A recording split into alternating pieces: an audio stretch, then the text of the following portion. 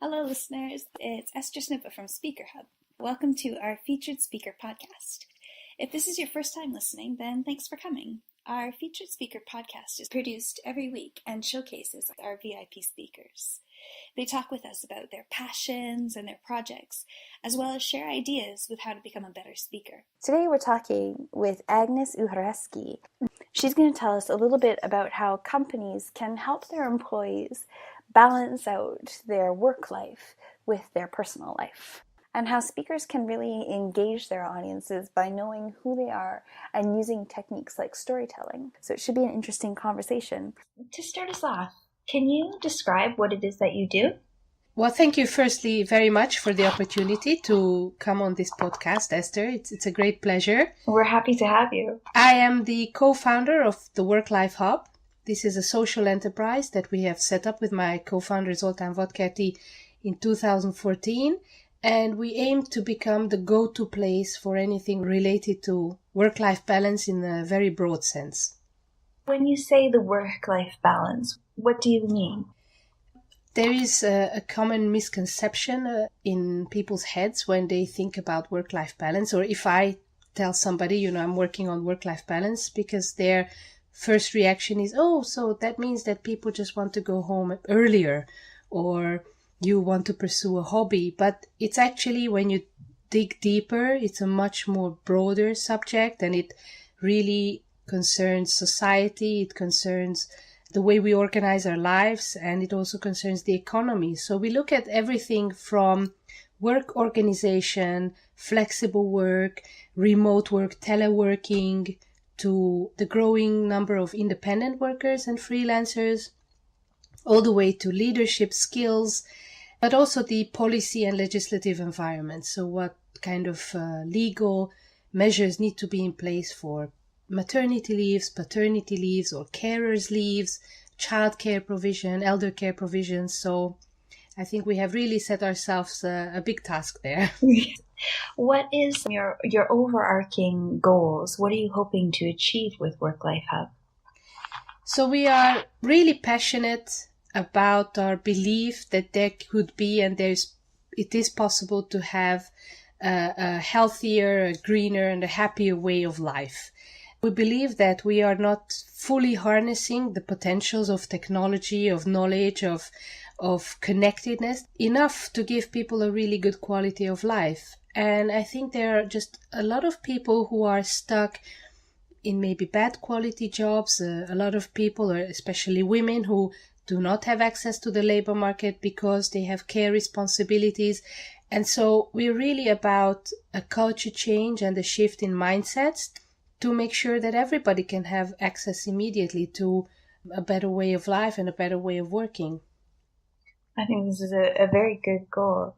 Can you tell me a little bit about how you got started with WorkLife Hub? What inspired you to start this business?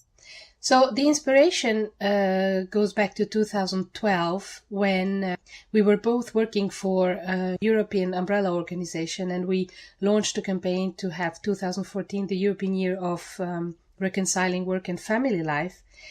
And we organized conferences around the topic, and we really started digging ourselves into the issue, making connections globally.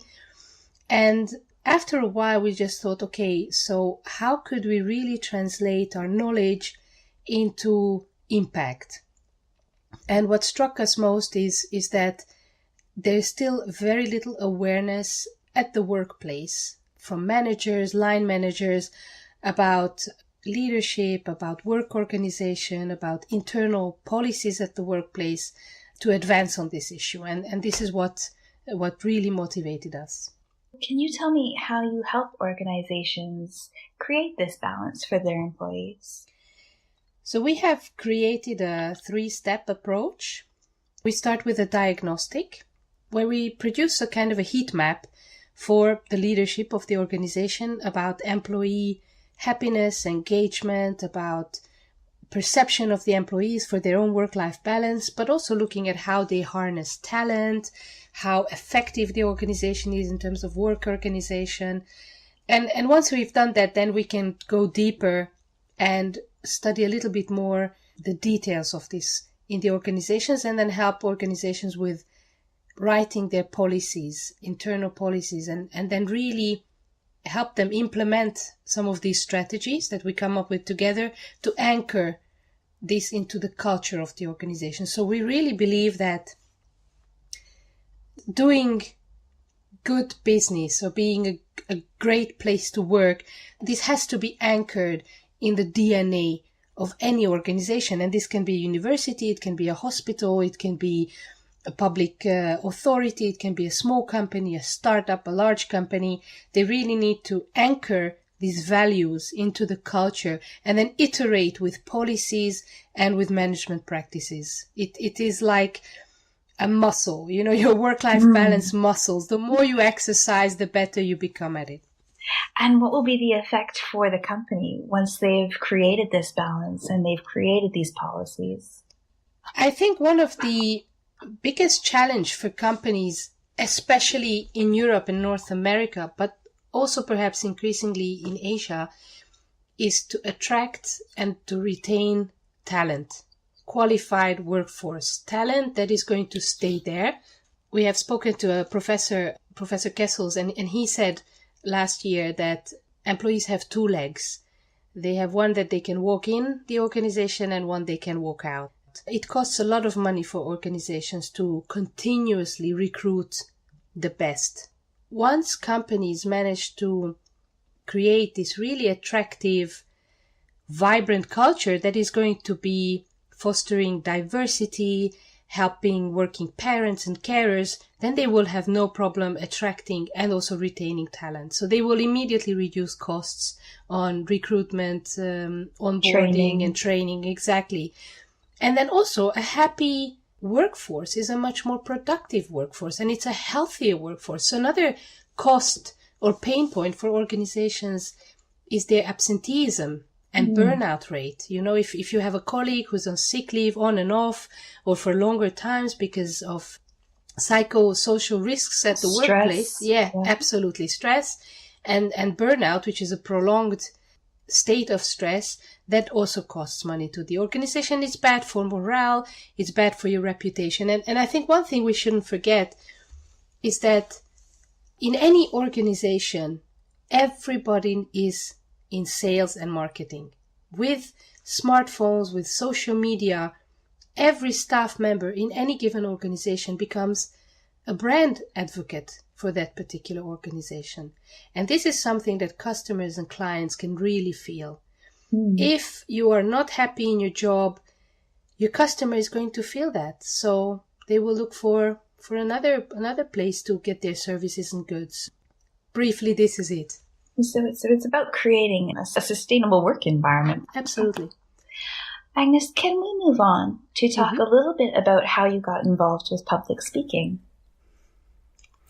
Well, thanks for the question. I got involved in public speaking basically from my very first job back in 2000 at the Tempus Public Foundation in Hungary, where my role was to promote the European funding opportunities for vocational education, the Leonardo da Vinci program. So immediately as of my first job, I was sent around Hungary talking to directors of secondary schools and heads of departments of universities to inform them about this opportunity. And I have been really enjoying it ever since.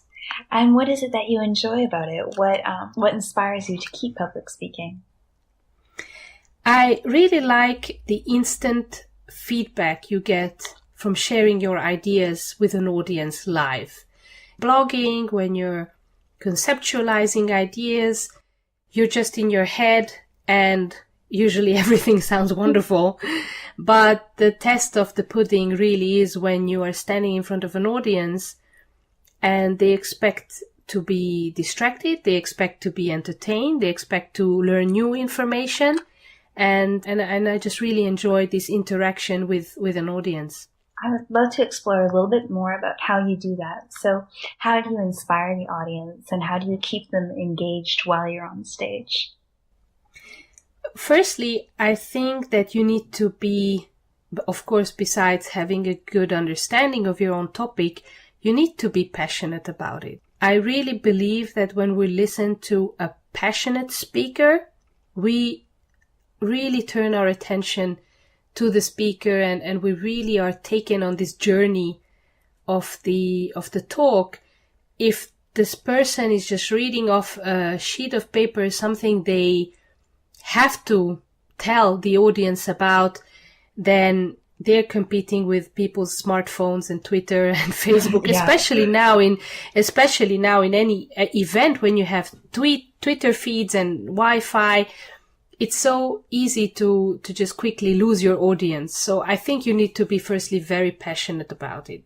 I always like to use humor because I think that unless we're talking, of course, about something very serious, I think that laughing together also brings us together, and that creates a sense of community for that any given speech or talk.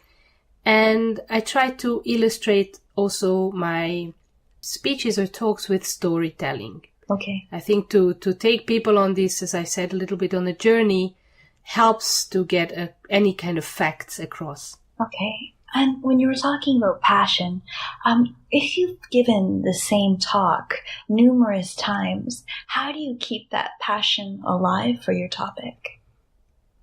I think that you probably, if you're really passionate about, this is actually a really good question. If you're really passionate about your topic and your issue, I believe that the more you give your talk, the more you can refine it and probably in any case, you have to always adapt it to the audience, not two audiences are the same. It's always different. The mood is different. The context is different. So you need to adapt it. And I think you just really hone in on your craft by being able to deliver the same talk twice. But I have to say this hasn't happened to me often. I don't have a personal experience on this. Okay. When you go into a conference or somewhere where you're going to speak and you look out at the audience, what are some of the things you pick up on that will help you change your talk a little bit to be a little bit more appropriate for them? If you're invited and have been given the honor to speak, I always believe it's really respectful and appropriate to try to be there as long as you can. Okay. If you just show up for your talk and then leave immediately, you do not have the time to really gauge the mood and the audience. If I'm invited, I always try to be there from the very beginning, even in the coffee break, and just ask people questions. Why did you come to this conference? What brings you here? What are you expecting to gain from this conference? And I also always ask the organizers who are going to be the people sitting in the room, why they have taken this precious time out of their workday to be there. So I think it's very important to try to find out as much about the audience before as you can. And then you can really try to tweak your presentation to fill that need. Thanks, Agnes. That's a wonderful response. Do you have a piece of advice that you could offer other speakers about public speaking? I think for me, a big aha moment of my, let's say, speaking career came when I realized that silence is actually a very powerful tool to use while giving a talk. I think we tend to think that, the more I say in a little time, the better, and I'll try to squeeze everything into my talk. But what I have really realized is that you can really build in some meaningful pauses into your speech, and that will keep the attention up in the audience, and it can be a very good ally. So if I can give one piece of advice, try to build in some meaningful pauses. Wonderful, thank you. My last question, Agnes, is what's next for you? What are you working on at the moment? We are building our business, we are extending it, and Our big ambition for 2016 is to help as many companies as we can with their work-life balance policies. We have a couple of big events coming up. And also very exciting is we're looking at extending our services to Asia, to Japan and India in particular, because that's where there's a huge market for what we're doing. So we're very, very excited about that. Do you see a large difference in the different areas of the world, like work-life balance in North America versus Belgium versus India? Every country is very different. Well, Japan is different also in a different way, because they have a very strong, powerful culture, working culture and working ethic in Japan, with a chronic overwork situation, especially for men. And so the Japanese government is now looking into bringing more women to the workforce, and also to make a culture change. So we're looking at helping them with that. And in India, it is also a very, very gendered society, very male-dominated. And the first few women who have become CEOs, or those who are reaching managerial positions, they don't really have role models, and they don't have a safe environment and culture in the organization to bring some of the issues forward that more particularly women are struggling with. So it's a particular challenge there as well. And I suppose you're learning a lot about these different cultures as you're helping them work through these issues. Yes, absolutely. Well, it's very interesting. And thank you so much, Agnes, for your insights. A fascinating topic. Thank you very much, Esther, and I'm very happy that you invited me. This has been Esther Snippa with Speaker Hub. Thanks for listening. Just a quick reminder that you can always add this podcast to your SoundCloud feed or iTunes. And if you have any comments or you want to know a little bit more about Agnes as a speaker, please feel free to check out our website at www.speakerhub.com.